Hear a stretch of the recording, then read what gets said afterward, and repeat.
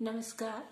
मैं Shashi Prabha Saraswat, associate professor Hindi, Shri Kalyan राजकीय कन्या महाविद्यालय सीकर। प्रिय विद्यार्थियों, आज की व्याख्यान माला का विषय है कबीरदास जी।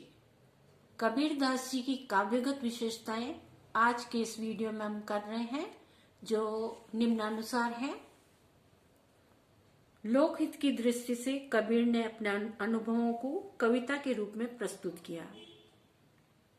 कबीर के काव्य का क्षेत्र व्यापक है। काव्यात्मक रूप में अपने अनुभवों का वर्णन करते समय उनके काव्य में कल्पना और प्रकृति का उपयोग हुआ है। उनके काव्य की कुछ विशेषताएं निम्नानुसार है। पहली विशेषता थी गुरु का महत्व। कबीर ने योग साधना की थी। उस साधना में तत्वज्ञानी गुरु के मार्गदर्शन की अनिवार्य रूप से आवश्यकता होती है। कबीर की गुरु महिमा संबंधी ये पंक्तियां बहुत ही प्रसिद्ध है। गुरु गोविंद दऊ खड़े काके लागू पाए, गुरु गोविंद दऊ खड़े काके लागू पाए, बलिहारी गुरु आपनो जिन गोविंद दियो बताए, बलिहारी गुरु आपनो जिन गोविंद दियो बताए। कबीर ने गुरु की महिमा के संबंध में गुरुदेव को अंग शीर्षक से अनेक साखियां लिखी हैं। वे गुरु पर बलिहारी जाते थे। दूसरी विशेषता थी प्रेमानुभूति। कबीर के काव्य में योग, ज्ञान और भक्ति संबंधी वर्णन मिलता है। कबीर ने अधिक महत्व प्रेम भक्ति को दिया है। ईश्वर को प्राप्त करने के लिए यही सीधा सरल उपाय है। कबीरदास जी कहते हैं कि यदि ईश्वर के प्रति भक्ति न हो तो ज्ञान प्राप्त करने, पोथी पढ़ने से कोई लाभ नहीं। ईश्वर की प्राप्ति तो भक्ति से, प्रेम से ही होती है। ईश्वर के प्रति प्रगाढ़ प्रेम होने पर भक्त का मन अपने आराध्य में ही रमा रहता है। तृतीय विशेषता है विरहानुभूति। जब ईश्वर के प्रति प्रेम प्रगाढ़ हो जाता है तो साधक के मन में यही इच्छा रहती है कि शीघ्र ही उसे ईश्वर की प्राप्ति हो जाए। उसे ईश्वर के बिना कभी चैन नहीं मिलता।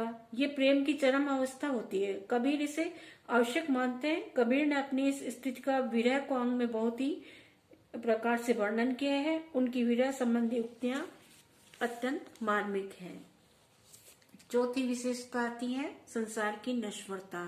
कबीर याद दिलाते हैं कि संसार के रूप में जो कुछ दिखाई दे रहा है वह सब नाशवान है। व्यक्ति एक दिन अपनी जीवन भर की कमाई और इस संसार को छोड़कर चला जाता है।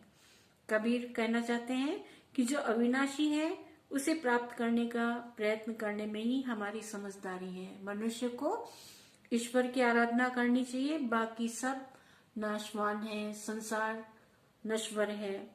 नश्वरता के बारे में कबीरदास जी लिखते हैं, जो उग्या सो आधवे, जो उग्या सो आधवे, फूल्या सो कुमलाई, फूल्या सो कुमलाई, जो चिड़िया सो डही पड़े, जो आया सो जाई।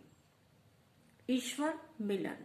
कबीर ने कहा है कि ईश्वर मिलन के आनंद का वर्णन नहीं किया जा सकता। यह वर्णनातीत है, वह केवल अनुभव का विषय है। ईश्वर को केवल अनुभव के द्वारा ही समझ सकते हैं। ये अनुभूति द्वारा ही समझे जा सकते हैं। उसे वही जान सकता है जिसे ये अनुभव हुआ हो। ईश्वर की अनुभूति जिसे हुई है वही प्रभु की प्राप्ति का, मिलन का मार्ग जान सकता है। ईश्वर मिलने पर फिर कुछ भी प्राप्त करने की आवश्यकता शेष नहीं रह जाती है। भगवान मिल जाता है, उसके बाद मानव की कोई भी इच्छा शेष नहीं रहती। किंतु ईश्वर की प्राप्ति बहुत ही कठिन है, दुष्कर है। ईश्वर की प्राप्ति के लिए मनुष्य को बहुत ही भक्ति करने की आवश्यकता है। उसके लिए जीवन तक न्योछावर करने को उसे तत्पर रहना पड़ता है। छठी विशेषता है मोक्ष की प्राप्ति। कबीर के काव्य में आत्मा परमात्मा के मिलकर एकाकार होने, अद्वैत स्थापित होने का वर्णन हुआ है। ये वर्णन कई प्रकार से किया गया है। लाली मेरे लाल की, लाली मेरे लाल की, जित देखूं तित लाल, जित देखूं तित लाल, लाली देखन में चली, लाली देखन में चली, मैं भी हो गई लाल, मैं भी हो गई लाल। समन्वयवाद। कबीरदास जी ने अपने काव्य में किसी एक ही दर्शन का वर्णन नहीं किया है। उनके दार्शनिक वर्णनों में कई दर्शनों की सारभूत बातें देखने को मिल जाती है। कबीर ने सारपूर्ण बातें ग्रहण करने का संदेश मनुष्य को दिया है कि हे मानव, साधु ऐसा चाहिए जैसा सूप सुभाए, साधु ऐसा चाहिए जैसा सूप सुभाए, सार सार को गही रहे, सार सार को गही रहे, थोथा देई उड़ाए, थोथा देई उड़ाए।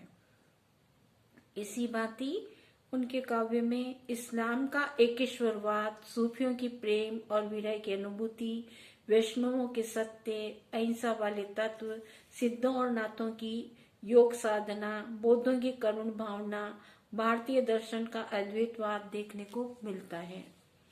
आडंबरों का विरोध। कबीरदास जी ने खुलकर आडंबरों का विरोध किया है। कबीर महान समाज सुधारक थे। उनकी समय समाज में अंधविश्वास, रूढ़ियां, ढोंग, अनेक आडंबर चारों तरफ फैले हुए थे।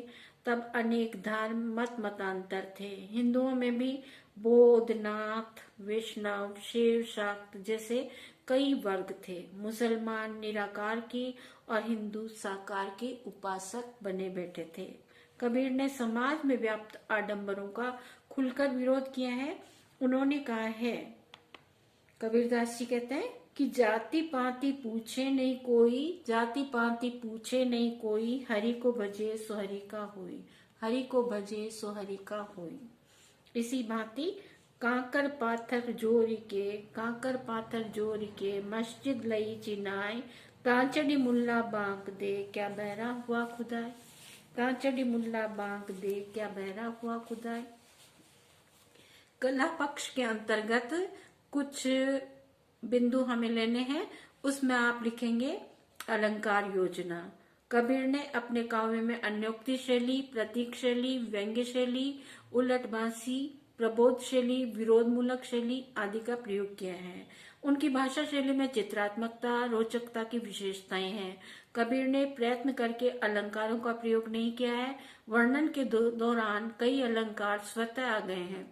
ऐसे अलंकार जैसे उपमा, रूपक, उत्प्रेक्षा, अन्योक्ति, रूपकातिशयोक्ति, विभावना, दृष्टांत इत्यादि अलंकार। भाषा शैली।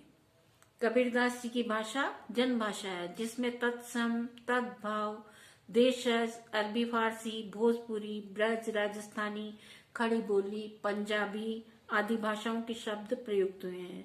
वास्तव में तो कबीर की भाषा प्रारंभिक हिंदी है और विद्वानों में से किसी ने कबीर की भाषा को सद्दुकड़ी भाषा भी कहा है, किसी ने संध्या भाषा कहा है, किसी ने पूर्वी और किसी ने कुछ और बताया है। प्रतीक योजना। कबीर के काव्य में प्रतीकों का प्रयोग हुआ है। कबीर साधक थे। उन्होंने अदृश्य आत्मा परमात्मा संबंधी अनुभूतियों का वर्णन करते समय प्रतीकों का प्रयोग किया है। कबीर ने नित्य प्रति की जिंदगी से बहुत से प्रतीक चुने हैं। कबीर ने आध्यात्मिक वर्णन में माता, पिता, पति, पत्नी संबंधी प्रतीकों का प्रयोग किया है। जैसे हरि मोर प्यू, हरि मोर प्यू, मैं राम की बहुरिया, मैं राम की बहुरिया, हरि जननी मैं बालक तोरा, हरि जननी मैं बालक तोरा। कबीर ने संज्ञामूलक प्रतीकों के साथ ही सिद्धों नाथों की पारिभाषिक प्रतीकों को प्रयोग में लिया है। इस प्रकार कबीरदास जी मस्त मोला फक्कड़ स्वभाव की धनी थे। उनके काव्य और भाव पक्ष दोनों में ही वे उच्च कोटि के रहे हैं। वे सिर से पैर तक बिल्कुल मस्त मोला स्वभाव के थे। उनके काव्य में अनुभूति की सच्चाई और आत्मा का बल देखने को मिलता है। इसी कारण वे अक्खड़ निर्भय दिखाई देते हैं। काव्य के कला पक्ष को अलंकृत करने का उन्होंने प्रयास नहीं किया और व्याकरण तथा छंद के बंधनों की परवाह भी उन्होंने नहीं की। उनका काव्य अनेक विशेषताओं से मंडित है। बहुत बहुत धन्यवाद।